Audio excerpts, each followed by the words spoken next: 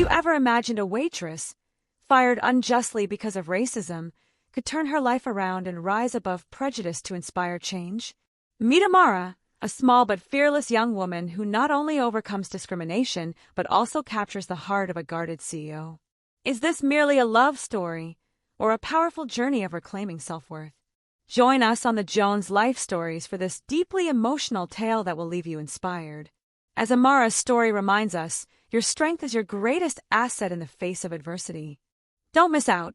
Like, share, and subscribe to never miss a story that could change how you see the world.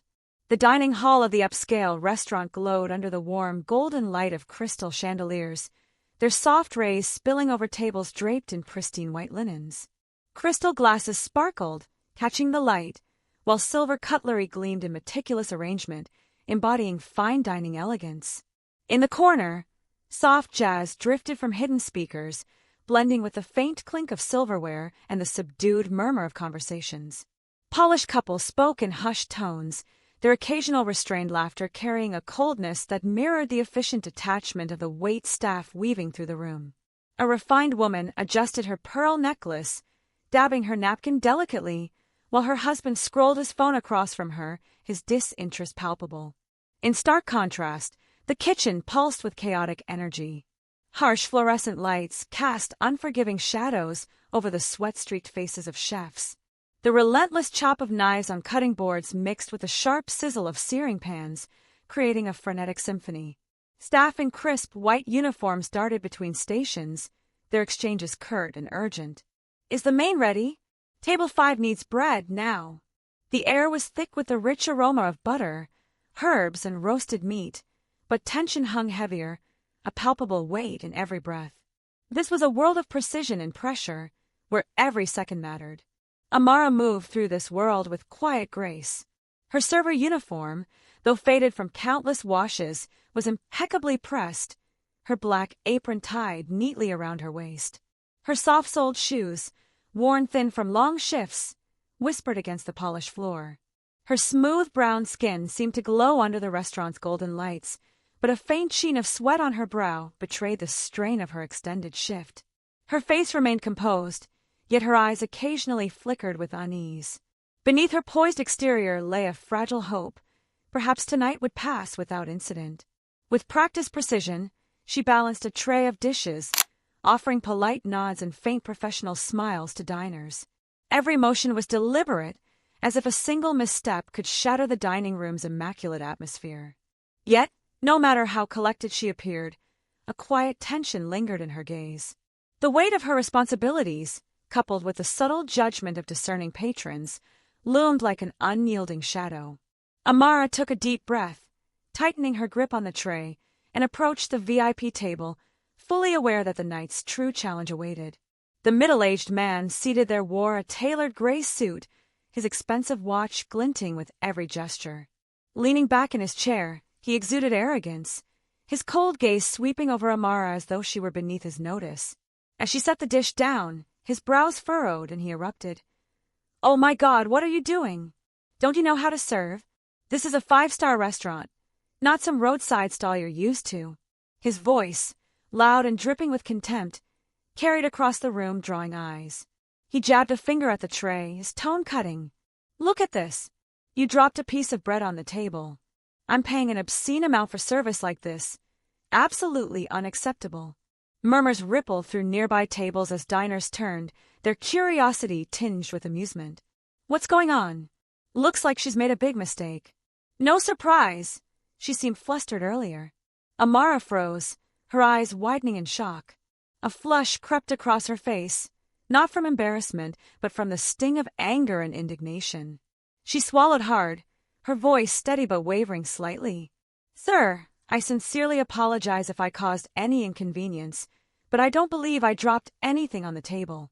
He cut her off, his voice louder, sharper. "God, don't make excuses. I don't want to hear your explanations. A server who can't take responsibility, what else can you do? This is beyond disappointing." Amara's fingers tightened around the tray, her knuckles whitening as she blinked back tears. She took a deep breath, her voice carrying quiet determination. "Sir, I am always careful while serving. I'm certain I didn't drop anything. I checked everything before setting it down. The man laughed derisively, his eyes narrowing with mockery. So you're saying I'm lying? How bold of you! Are you accusing me of making this up? No accountability, and now you argue with a customer? Unbelievable! Mr. Klein, the restaurant manager, approached, his black suit immaculate, his expression severe. His sharp gaze flicked to Amara before settling on the VIP. Bowing deeply, he said smoothly, "Sir, I deeply regret this inconvenience. This is a failure on our part. I'll handle it immediately to ensure your experience isn't disrupted further." Turning to Amara, his tone grew cold.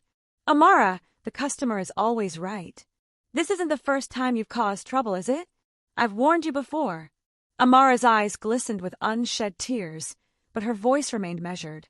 "Sir, I did not drop anything. I'm certain of that." Klein's frown deepened, his voice icy. "You think I'll take your word over a VIP's? You're making things worse. If you can't do your job, find one suited to your abilities." Amara gripped the tray, bowing her head slightly but holding his gaze. Her voice trembled but held firm. "I haven't done anything wrong, sir. I've worked here a long time and have always been diligent. If you believe I'm at fault, I ask you to verify the facts." Klein cut her off sharply. "Enough. You've embarrassed us in front of a valued customer. Leave now, I won't waste time on excuses." Amara lowered her gaze, her shoulders heavy with humiliation. Her grip on the tray tightened, the last vestige of pride she could cling to. Whispers swirled around her, sharp as glass. "Is she getting fired?" "Probably." "How shameful!" She brought it on herself. She stepped out of the restaurant, clutching her small handbag, her feet carrying her down the dimming street. The pale yellow glow of streetlights blurred her shadow. Passing the restaurant sign, "We value excellence and equality," she stopped, her gaze fixed on the words. A bitter smile crossed her lips, a mix of sarcasm and pain. Equality, she thought, just empty words to polish their image. Taking a deep breath, she turned away, her steps carrying newfound resolve under the golden haze of the streetlights. The night grew late, the empty street echoing with the soft patter of rain. Dry leaves floated along streams of rainwater, forming a somber tableau. The wet asphalt glistened under dim street lamps, their glow fractured by swaying tree branches. Storefronts were shuttered, signs creaking in the breeze. Amara walked slowly, her drenched uniform clinging to her skin, her worn shoes splashing in puddles. She clutched her canvas bag to her chest, her gaze distant but resilient. Despite the exhaustion, a quiet defiance burned within her, steadying her steps. From a shadowy alley, his footsteps echoed through the rain, blending with distant engine hums. Ahead, an elderly woman in a thin raincoat struggled against the downpour, her frail frame clutching a small handbag. Her umbrella quivered in the wind. A thief in a gray hoodie lunged, snatching her bag. She cried out, "Help! Oh my God, somebody help me!" and fell onto the slick pavement, her umbrella tumbling away. Amara froze, her eyes widening at the scene. "Oh my God!" she muttered, a fleeting helplessness washing over her. But she refused to stand by. Dropping her bag, she bolted toward the thief, blocking his path. Her soaked uniform made her shiver, but she ignored it, lunging for the bag. "Let go! This doesn't belong to you," she shouted, yanking it back with all her might. The thief spun, eyes flaring with anger. "Do you know what you're doing? Let go! Who do you think you are?" he snarled. Amara's hands clung to the bag, her gaze sharp. "I'm someone who won't let you steal from an innocent woman." The thief, caught off guard, yelled, "Don't play hero!" and shoved her, sending her sprawling onto the pavement. Her knees scraped, pain shooting through her, but she held firm. "It's hers.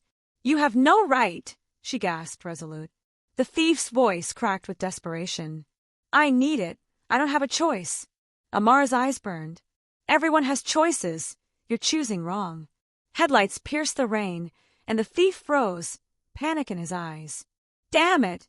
he hissed, releasing the bag and fleeing. Amara collapsed, trembling, clutching the bag. "I did it," she whispered, tears mixing with rain. Eleanor, the elderly woman, stood trembling, her snow-white hair tied back, her face etched with fragility and grace. Clutching the bag, she said, "Thank you, dear. I don't know what I'd have done without you. Amara smiled softly. Are you all right? It's over now. I couldn't stand by. Eleanor's eyes shone with gratitude, but guilt crossed her face as she saw Amara's injuries. You're hurt, your knee. Amara brushed it off. Just a scratch. As long as you're safe, that's what matters. Eleanor's voice grew heavy. You suffered for me. Amara shook her head. Sometimes you do what's right, no matter the cost. Eleanor placed a hand on Amara's arm. You're not just kind, you're brave. A special person. Amara bowed her head, humbled.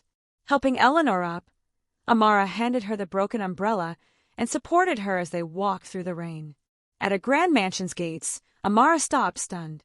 You live here? Eleanor smiled. Yes. Come tomorrow. I want to thank you properly. Amara hesitated. That's not necessary. But Eleanor insisted. You did more than what was right. Amara nodded, and as Eleanor passed through the gates, Amara walked away, glancing back at the mansion, sensing a larger destiny awaiting. The next morning, Amara returned to Eleanor's mansion, marveling at its grandeur. The housekeeper led her to a lavish living room with a crimson velvet sofa, a carved wooden table, and a Persian rug. Family portraits adorned the walls, including one of a younger Eleanor with her husband and son Isaiah. A bookshelf held crystal figurines and old volumes. At a dining table, Eleanor sat with a porcelain teacup, gesturing to pastries and tea. Eat, dear, she said warmly. Amara sipped her tea, overwhelmed by the opulence. After breakfast, Eleanor led Amara down a hallway lined with paintings, stopping at a photograph of her late husband receiving an award. He defied prejudice to build a financial empire, Eleanor said. Amara blurted, Yours is a billionaire. Eleanor chuckled. Yes, but I'm proudest of our values, compassion. She looked at Amara. You helped me without knowing who I was. That speaks volumes. Amara replied softly, I couldn't stand by and do nothing. Eleanor placed a hand on Amara's shoulder. You're genuine. I believe you deserve a chance to change your life. Amara's eyes widened as Eleanor continued. A single act of kindness can change everything. Join me in carrying that forward. Amara sat in a plush armchair, her mind swirling. Eleanor handed her a photo of Isaiah and his late wife. He's all I have left, Eleanor said, her voice trembling. Since his wife's death, he's closed off. I believe you can help him. Amara blinked, startled. Me? I'm just an ordinary girl. Eleanor's gaze was firm. Never say you're not enough. Isaiah needs your heart, your courage. Amara moved to the window, gazing at the rose garden, her heart torn between fear and possibility. You're expecting too much, she said. Eleanor clasped her hands. I don't need you to run a company, just be yourself. That's what Isaiah needs. Amara nodded slowly. I need time, but I won't say no. At Eleanor Corporation's boardroom, Amara stood before a screen, her gray suit sharp, her hands gripping the remote. The room was tense, with Richard Stanton's icy stare and Isaiah's concerned gaze on her. We're at a critical juncture, Amara began, her voice clear. Her presentation outlined opportunities for marginalized workers, training programs, financial support, and equitable workplaces. This isn't just an investment, it's a sustainable future, she said, her conviction silencing the room. Richard Stanton leaned back, his tone mocking. Do you think a waitress can grasp strategic management? Amara met his gaze, unflinching. Being a waitress taught me to listen, to prioritize others, and to face disdain like yours. Empathy gives numbers meaning. The room fell silent, her words resonating. Eleanor began clapping, followed by others, as Isaiah watched with quiet pride. Amara had proven her worth, not through permission but through strength. Later, in the hallway, Isaiah approached. You don't need protection. You proved that today. I was wrong to doubt you. Amara smiled faintly. I don't need apologies, Isaiah. Prove it with action. He nodded, a determined smile forming. That evening, at Eleanor's mansion, a small gathering buzzed with warmth. Isaiah stood, addressing the room. Amara, you've changed how I see myself. You taught me strength lies in integrity. He knelt, revealing a diamond ring. Will you marry me? Amara, tears in her eyes, nodded. Yes. The room erupted in applause. Eleanor beamed. By God's grace, this day has come. Amara and Isaiah stood together, their shadows intertwined, ready to face the future with love and courage. Amara's story is just the beginning. Stay tuned to the Jones Life Stories for more tales of inspiration. Like, share, and subscribe to keep the journey alive.